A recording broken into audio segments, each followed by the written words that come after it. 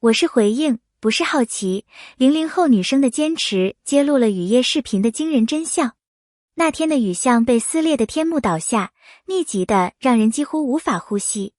街灯被稀薄的雾气吞噬，只剩下一圈昏黄的光晕。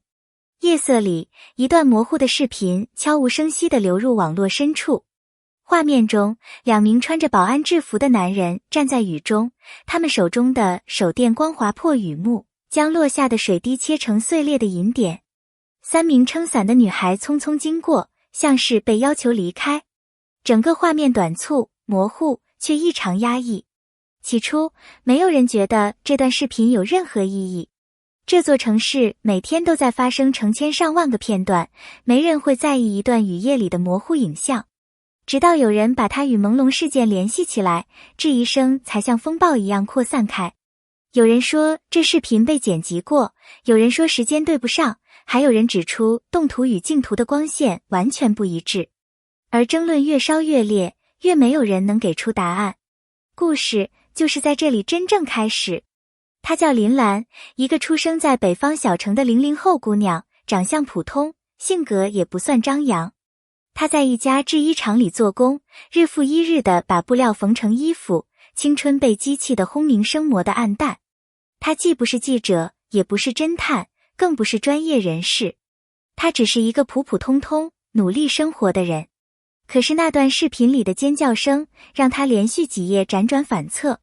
她戴着耳机听了几十遍，每一次都像被刺到心底。第二天，她递交了辞职信，自己坚定地让主管愣住。她只写了一句话：如果没人查，那我来查。当晚，她背着一个旧双肩包，和2个只在网上聊过的朋友一起坐上了开往北京的夜车。没有计划，没有设备，没有资源。她只有一个信念，不能让疑点永远淹没在雨夜里。北京的风夹着尘土，吹在脸上，有种隐隐作痛的感觉。林兰和伙伴们站在阳光上城小区外，一边比对视频里的画面，一边仔细观察现实场景。18号楼一单元门口，雨棚角度、排水沟位置、电箱高度、监控机位，他们像是在破解一幅巨大的拼图。可拼着拼着，所有人都沉默了。动图里的天色暗得像深夜，但镜图上清楚显示19点13分的时间戳。这不只是曝光差异的问题，而是完全不像同一天的天气，同一天的光线。更诡异的是，雨势不同，地面积水分布不同，风声完全不一致，女孩撑伞的角度和周围光源反射都不符。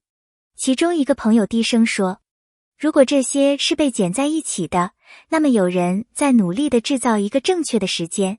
林兰没有回答，她只是将看到的每一个细节都写进小本子。接下来3天3夜，他们几乎没睡。他们调取了9月8日到14日的降雨曲线，仔细比对雨量、雨声、落点结构、地面积水的反光。当曲线与视频的雨量波形重叠时，房间瞬间安静得可怕。只有一天，只有一次，出现了连续约1个小时的中雨向小雨过渡曲线。而这一天正是9月9日。音频再度被提取，用 AI 分析雨滴密度、声音落点间隔、地面积水扩散速度，都指向同一天。他们翻阅国内外雨量分析案例，确认这种雨量波形当月只出现过那一次。这意味着什么？意味着视频中的疑似第一次雨夜调查，并不在官方公布的时间线上。林兰喃喃低语，如果动图是9月9日的，那公布的时间就一定有问题。下一站是传得最凶的地点，启号中心。网上关于这里的传言诡异密集，禁止拍照，艺术馆外墙标牌被拆，原本开放的入口被临时封闭，通往酒店员工区的小巷从地图上消失。林兰亲眼看到那条小巷狭窄到只能容2人并肩，一个向下的楼梯通往阴暗的地下空间，光线微弱，像压着空气。他只按了一次快门，那张模糊的照片里斜向下的楼梯看得一清二楚。绕了一大圈，他们看到了一栋被围挡的2层建筑，围挡上写着启号施工中。可奇怪的是，这栋建筑在地图上不存在，搜索也搜索不到，像是从信息世界里被抹除。那一刻，林兰的后背升起一阵无法言说的寒意。调查一个疑点不难，坚持调查2个月难得不行。他们遭遇过酒店驱赶，被保安盘问，遇到陌生人的冷眼和嘲笑，甚至收到匿名警告信息。朋友劝他放弃，父母哭着叫他回家，生活压力压得他透不过气。有几次，他凌晨3点突然心悸醒来，觉得整个人像被巨石压住。有人问他，你为什么要折腾自己？他只能回答，因为如果连这种事都没人追问，我们怎么敢说自己活得清白？不是固执，是心里的刺扎得太深，不拔出来，永远不舒服。在北京的那段日子里，他遇到了各种人。早高峰里匆忙赶地铁的上班族，推着婴儿车的年轻妈妈，顶着书包的大学生，夜里穿梭街头的出租车司机。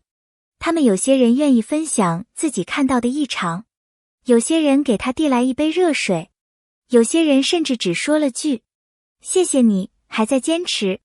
第一次线下见到同伴时，他们像认识多年，没有客套，没有生疏，只有共同的沉重与理解。他在日记里写，我们都是普通人，但普通人也能把问题问到底。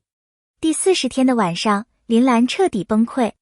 她回到住处，门一关上，整个人像被抽空一样坐在地上。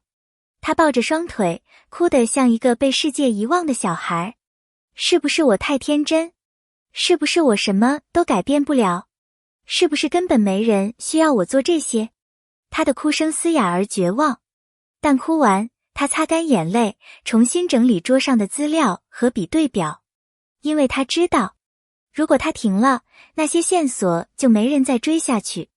而她不是为了赢，也不是为了对抗任何机构，她只是想让那些疑点不要被轻易埋葬。在调查报告的后记中，她写下一段话。有人问我，他和我毫无关系，我为什么要在意？我答不上来，因为我不是在意，我是回应。回应一个生命可能遭受的痛，回应这个社会可能存在的冷漠，回应我心中最基本的公义。无数读者看到这段话时红了眼眶，因为他不是英雄，他只是一个善良的普通人。有人留言说，我们这些底层人改变不了世界。林兰回答，蚂蚁也能留下痕迹。真相不是由力量决定，而是由坚持决定的。他当然知道这件事可能永远没有结果，可能没有机构回应，没有官方解释，但他也知道，只要有人继续记录，继续提问，继续追问，真相永远不会彻底被埋进黑暗。在故事的最后，他写下，我没有疯，我只是努力在痛苦中保持清醒。我守护的不是某个人，而是我们共同的底线。愿更多人相信良知的力量，愿更多人保持清醒，愿每一个普通人的生命都被温柔以待。故事并没有结束，因为追问从不会在雨夜里沉睡。如果你支持这样的真实叙事，深入调查，直面人性的作品，欢迎点一个赞，留下你的想法，或者分享给更多人。你的每一次互动，都可能成为下一段故事被看见的理由。感谢你的陪伴，我们下次再见。